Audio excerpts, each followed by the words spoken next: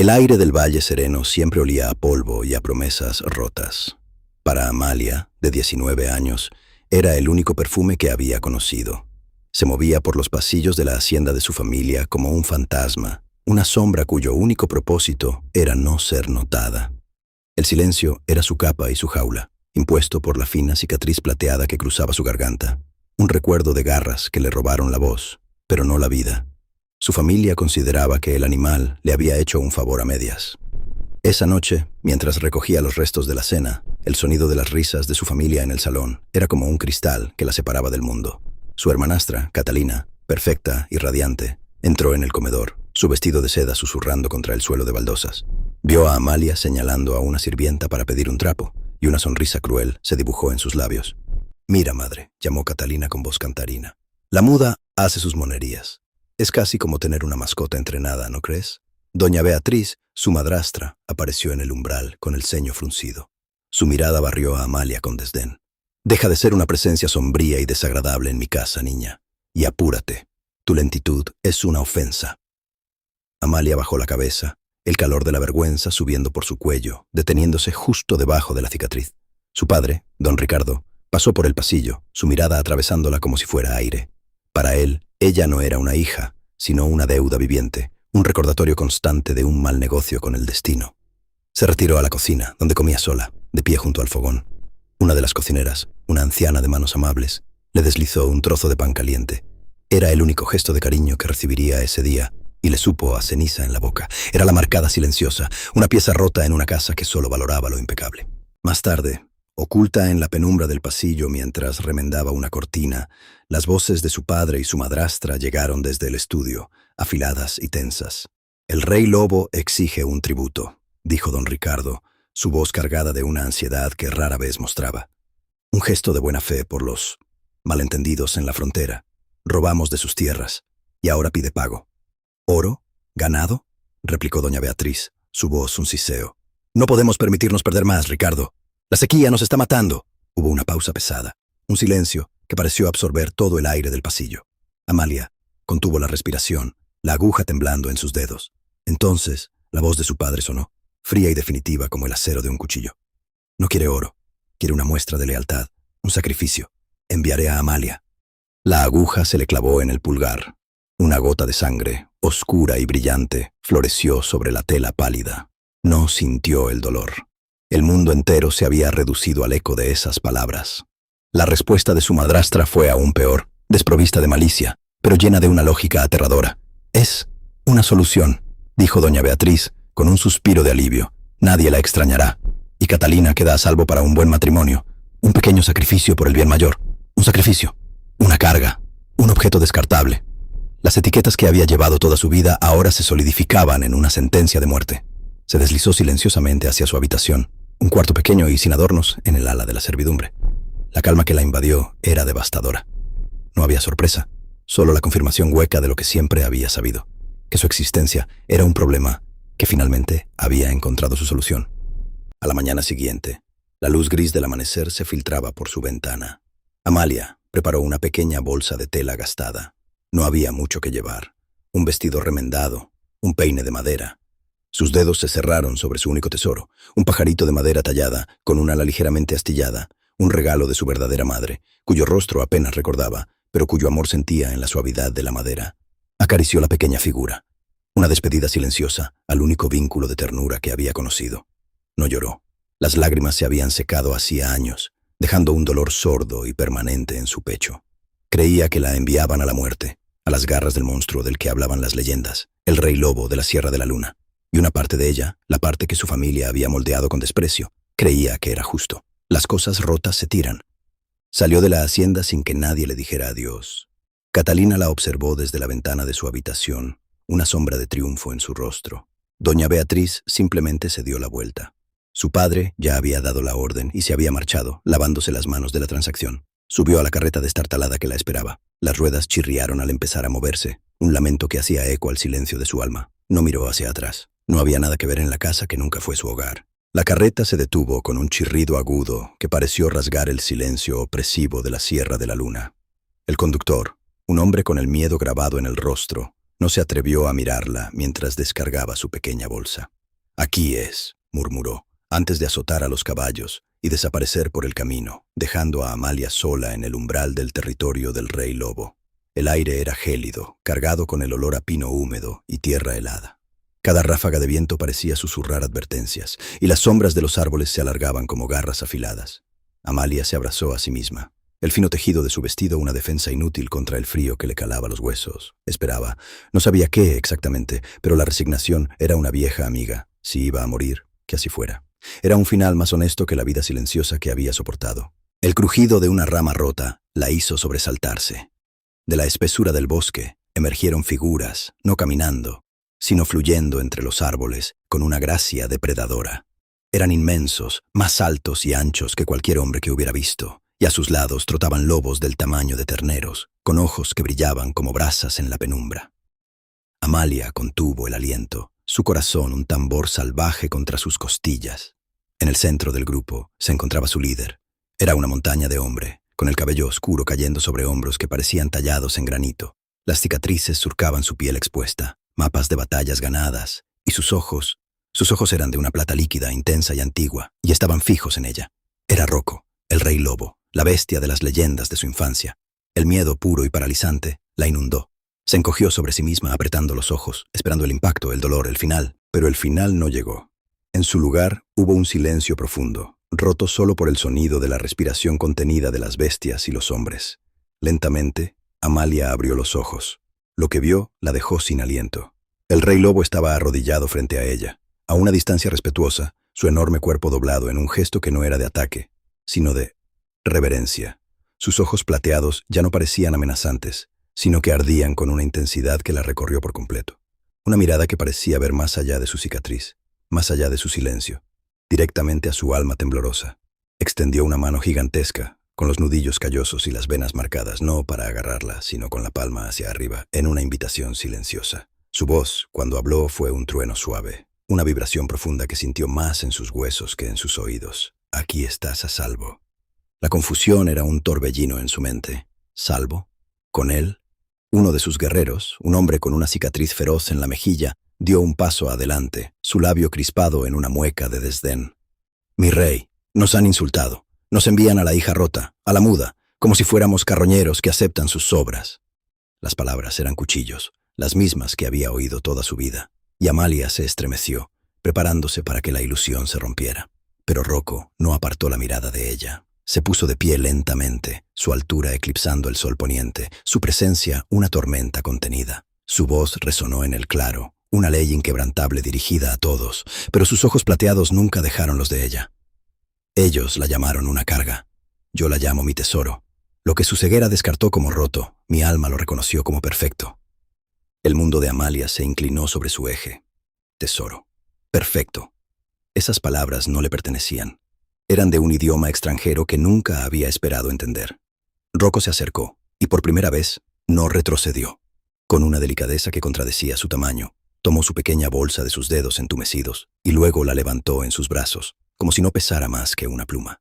El calor de su cuerpo era un horno contra el frío helado, y el olor a pino, a invierno y a algo puramente masculino y salvaje la envolvió. La llevó hacia un enorme caballo de guerra negro que esperaba pacientemente. La sentó en la silla de montar antes de subir detrás de ella, su cuerpo un escudo sólido y cálido que la protegía del viento. «Sujétate», murmuró contra su cabello.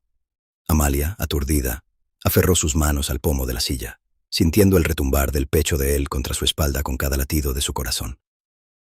El viaje al corazón de la montaña fue un sueño febril. Atravesaron bosques antiguos y senderos escarpados bajo un manto de estrellas que parecían más brillantes en este lado de la sierra. Por primera vez en su vida no sintió el frío. Por primera vez no se sintió expuesta. Se sentía protegida, amparada. La presencia de Rocco era una promesa silenciosa de seguridad que su alma herida bebió como un desierto bebe la lluvia. Finalmente, llegaron a la base de un pico imponente. Una enorme puerta de piedra, cubierta de runas brillantes, se abrió para ellos, revelando no una cueva oscura y húmeda, sino una visión de asombro. Un salón magnífico, tallado en el corazón de la montaña, se extendía ante ella. El techo se perdía en la altura, sostenido por pilares de roca natural que brillaban con vetas de cristal. Chimeneas gigantescas rugían con fuegos crepitantes, arrojando un resplandor dorado sobre todo. El aire olía a madera quemada, a carne asada y a la calidez de una comunidad viva. Los miembros de la manada, hombres, mujeres y niños, detuvieron lo que estaban haciendo para mirarla. Pero en sus ojos no había desprecio ni lástima. Había curiosidad, asombro y un respeto inconfundible mientras su rey pasaba con ella en sus brazos. La bajó con cuidado en el centro del salón. Una mujer mayor, con ojos amables y cabello trenzado con plata, se acercó y le ofreció una copa de madera llena de un líquido caliente y especiado. Amalia la aceptó con manos temblorosas, el calor extendiéndose por sus dedos. Rocco la guió por un pasillo lateral, alejándola del bullicio del salón principal. Se detuvieron ante una puerta de madera oscura y pulida. Él la abrió, revelando una habitación que le robó el aliento. Era más grande y lujosa que la de su hermanastra, con una cama enorme cubierta de pieles de lobo blancas y grises, una chimenea personal que ya ardía alegremente y una tina de cobre humeante en un rincón. Ropas limpias y suaves estaban dobladas sobre un baúl a los pies de la cama. Rocco se quedó en el umbral, su enorme figura llenando el marco de la puerta, dándole espacio. «Esto es tuyo», dijo su voz grave. «Esto pertenece a la luna». Amalia lo miró, sus ojos muy abiertos, una pregunta silenciosa en ellos. Él pareció entender. «Descansa, come, báñate, nadie te hará daño aquí, nunca más». Se dio la vuelta para irse, pero se detuvo. «Mi nombre es Rocco», dijo, como si fuera una ofrenda. Luego se marchó, cerrando la puerta suavemente detrás de él, dejándola sola en el silencio cálido y seguro. Amalia se acercó a la cama, sus dedos hundiéndose en la suavidad de las pieles. El pajarito de madera seguía apretado en su mano. Por primera vez desde que tenía memoria, el dolor en su pecho se aflojó, reemplazado por una emoción tan extraña y abrumadora que apenas la reconoció, la esperanza. El agua caliente de la tina de cobre era un milagro. Amalia se sumergió hasta el cuello, el vapor perfumado con hierbas envolviéndola en un abrazo que nunca había conocido. El agua se enturbió al instante, llevándose la suciedad del valle sereno, el polvo de los caminos y, sintió ella, la mugre de años de desprecio. Frotó su piel con una esponja suave y un jabón que olía a lavanda y a bosque, y con cada pasada sentía que se despojaba de una capa de invisibilidad. La cicatriz en su garganta, usualmente tirante y fría, pareció suavizarse bajo el calor. Cuando finalmente salió, envuelta en una toalla de lino tan gruesa y suave que parecía un pecado, se sintió ligera, como si hubiera renacido. Sobre el baúl de madera pulida la esperaba un conjunto de ropa que la hizo dudar. No eran los vestidos ásperos y remendados de su vida anterior. Eran unos pantalones de cuero suave que se amoldaban a sus piernas, una túnica de lana de un profundo color azul bosque y unas botas forradas de piel. Se vistió con torpeza.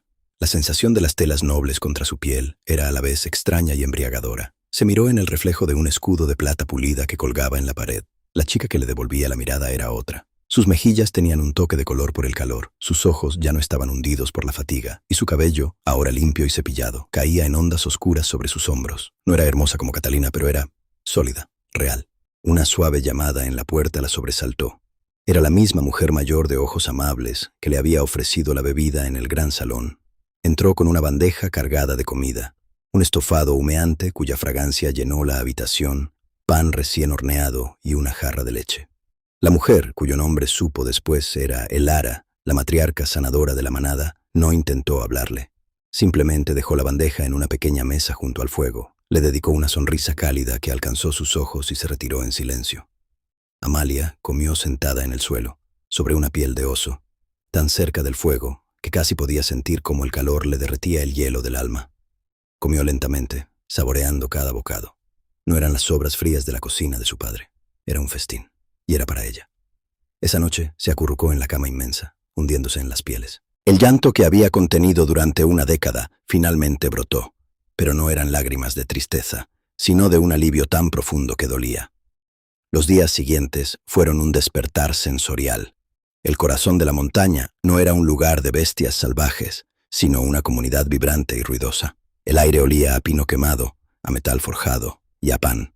Los niños corrían por los pasillos, sus risas rebotando en las paredes de piedra, y nadie les decía que guardaran silencio. Los guerreros entrenaban en los patios, el sonido de sus espadas y sus gruñidos de esfuerzo, una música constante de fuerza y disciplina. Al principio, Amalia se movía por los bordes, una sombra como siempre, pero aquí, las sombras no eran ignoradas. La gente la saludaba con una inclinación de cabeza. Los niños la miraban con una curiosidad abierta, sin malicia. Su don, esa sensibilidad que su familia había llamado una debilidad, encontró su voz en el silencio. Un día, mientras observaba a los cachorros de lobo en un corral, notó a uno pequeño, temblando en un rincón, negándose a comer. Los cuidadores estaban frustrados. Amalia se acercó lentamente, arrodillándose a su nivel. No lo tocó. Simplemente se sentó y lo observó, abriendo su corazón a él. Sintió la ola de miedo del cachorro, un miedo a la soledad, a ser abandonado. Proyectó una sensación de calma, de seguridad, un eco del consuelo que ella misma anhelaba. El cachorro levantó la cabeza, sus ojos oscuros fijos en ella. Lentamente, se arrastró fuera de su rincón y apoyó su cabeza en el regazo de Amalia, soltando un pequeño suspiro. Un murmullo de asombro recorrió a los que observaban. La noticia de su extraña habilidad se extendió. Unos días después, el Ara la buscó. La llevó a la enfermería, donde un guerrero llamado Kyle yacía en un catre. Tenía una herida en el costado que se negaba a cerrar, a pesar de las hierbas y los cuidados. Su rostro estaba tenso de un dolor que iba más allá de lo físico. Amalia se sentó a su lado. Cerró los ojos y se concentró, sintiendo el aura del hombre. La herida física era un ancla, pero la verdadera infección era una pena negra y profunda que envenenaba su espíritu. Vio imágenes en su mente. Kyle luchando espalda con otro guerrero, un hermano de batalla, que caía con una flecha en el pecho. El dolor de la pérdida era tan agudo que le robó el aliento. Amalia abrió los ojos, llenos de lágrimas que no eran suyas. Puso su mano suavemente sobre el brazo del guerrero. No ofreció palabras, no podía. Pero le ofreció su comprensión. Le permitió sentir que su dolor era visto, reconocido. Kyle la miró, sus defensas desmoronándose ante esa empatía silenciosa. Un sollozo ronco escapó de su pecho, el primero en semanas. Lloró por su amigo perdido, y mientras las lágrimas caían, Amalia sintió que el nudo oscuro en su interior comenzaba a deshacerse. A la mañana siguiente, la fiebre de Kyle había cedido. Rocco observaba todo desde la distancia. La veía moverse por su fortaleza, un hilo de calma y luz en el corazón de su poderío. Se había convertido en el centro silencioso de la manada. Los niños la buscaban para mostrarle sus tesoros, los ancianos disfrutaban de su presencia serena, y los guerreros, los hombres más duros de la sierra, bajaban la cabeza con un respeto que no daban a la ligera. No necesitaba una voz.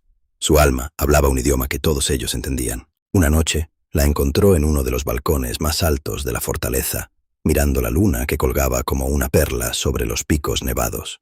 El viento nocturno agitaba su cabello y vio su mano subir casi por instinto para trazar la línea plateada en su garganta.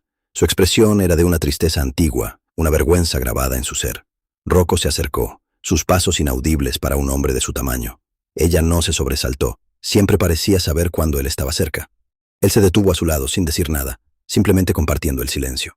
Después de un largo momento, levantó la mano, deteniéndola a centímetros de su rostro. Una pregunta silenciosa. Amalia asintió levemente. Con una reverencia que contradecía la dureza de sus dedos callosos, él trazó la misma cicatriz. Su toque era cálido, no invasivo, un acto de adoración. «Esto no es una marca de vergüenza», dijo él, su voz un murmullo profundo como la tierra misma. «Es la prueba de que el mundo intentó silenciarte y sobreviviste. Es la marca de una reina». Amalia levantó la vista hacia él, sus ojos brillando con lágrimas no derramadas. Él no apartó la mirada. «Tu padre te entregó a mí pensando que se deshacía de un peso muerto», continuó, su voz vibrando con una emoción contenida. «El tonto no se dio cuenta de que me entregó el ancla que mi alma necesitaba. Estuve solo en este trono durante años, rodeado de gente, pero solo. Era un rey de piedra en una montaña de piedra. Y entonces llegaste tú». La tomó de la mano, entrelazando sus dedos. «Me diste mi reino entero en una sola muchacha». En ese momento, bajo la mirada plateada de la luna, Amalia entendió. El vínculo que sentía, esa corriente eléctrica que la recorría cada vez que él estaba cerca, no era miedo ni gratitud. Era algo más profundo, algo que su alma reconocía incluso si su mente aún luchaba por aceptarlo. Era pertenencia. La noche de la siguiente luna llena, el gran salón estaba abarrotado. La manada entera se había reunido. El fuego de la chimenea central se elevaba hacia el techo, lanzando sombras danzantes sobre los rostros expectantes. Rocco, de pie en el estrado elevado, vestía pieles negras ceremoniales. Pero todos los ojos estaban en Amalia, que estaba a su lado. El Ara la había ayudado a vestirse con una túnica de seda blanca que parecía tejida con luz de luna, su cabello oscuro adornado con pequeñas flores de montaña. No se sentía como un sacrificio, sino como una ofrenda sagrada. Rocco levantó una mano y el salón quedó en silencio. «Hermanos y hermanas de la Sierra de la Luna», su voz resonó, llenando cada rincón. Durante mucho tiempo hemos sido una manada de fuerza, una manada de honor, pero nos faltaba un corazón.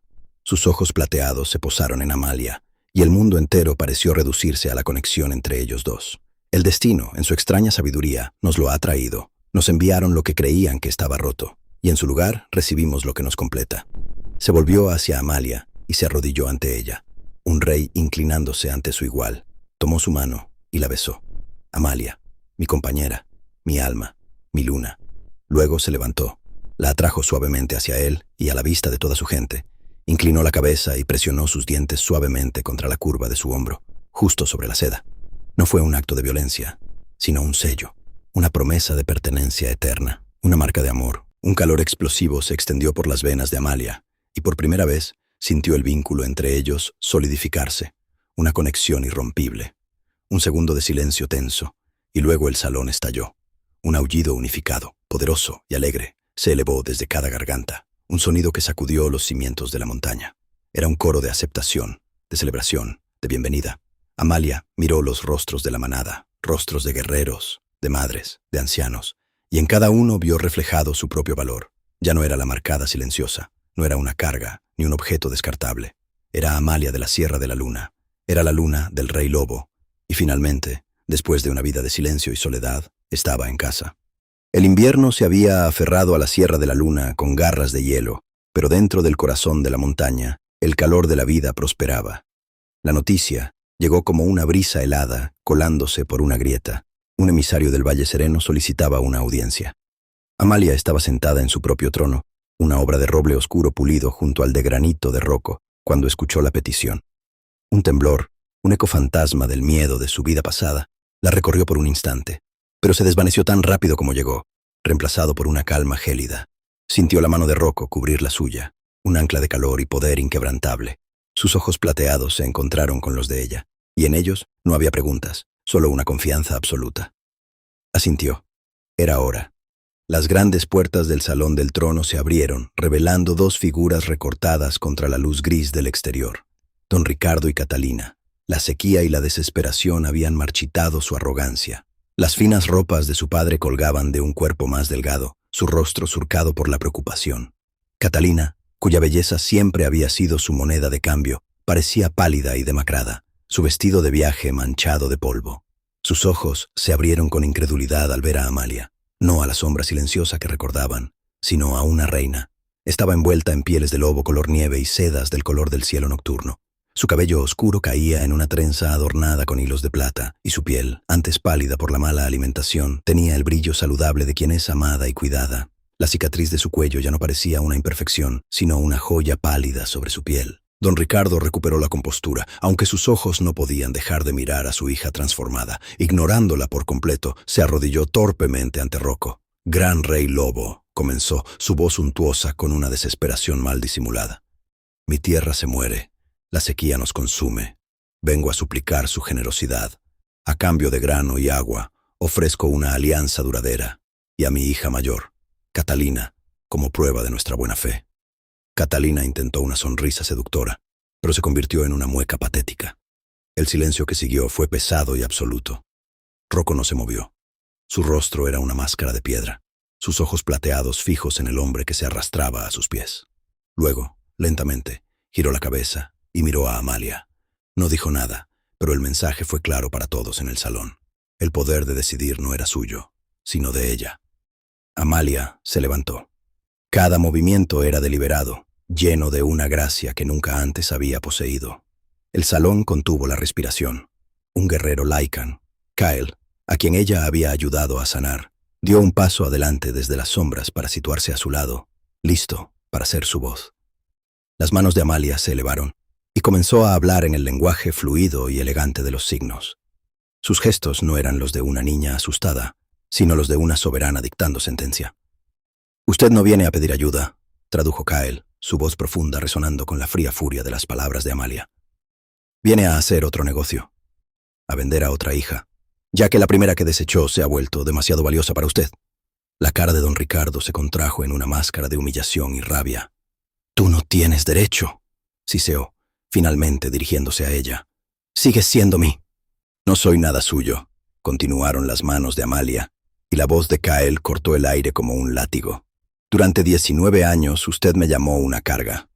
Me dio las sobras de su mesa y el desprecio de su corazón. Luego me vendió a un monstruo para salvar su propia piel. El único monstruo en esta sala es el padre que le pone precio a su propia sangre.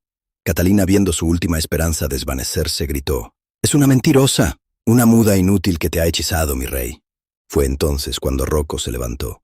Su sombra cayó sobre don Ricardo y Catalina, una oscuridad tangible y llena de una furia primordial.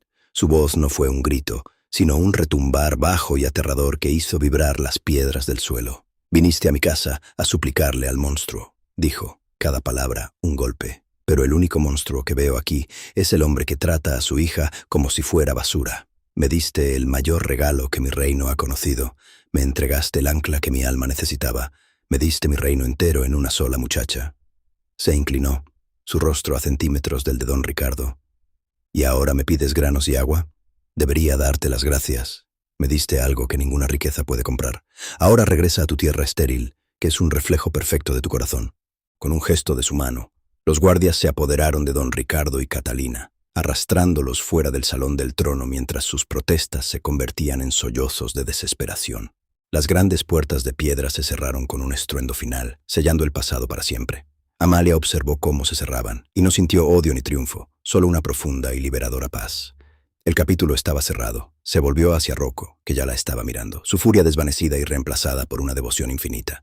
Ella se acercó, el sonido de sus pasos, el único en el vasto silencio. Toda su vida había rezado por ser invisible, y aquí, finalmente, había sido vista. Toda su vida creyó que era un sacrificio, y aquí descubrió que era un premio. No tenía familia en las tierras de los hombres. Su gente, su manada, estaba aquí. Levantó una mano y acarició la mejilla áspera de Rocco, atrayendo su mirada plateada hacia la suya. Por primera vez, desde que las garras de una bestia le robaron el sonido, sus labios se separaron para formar una palabra. No fue fuerte, apenas un soplo de aire, un susurro que solo él pudo oír, pero contenía todo su mundo, todo su futuro, toda su verdad. Hogar.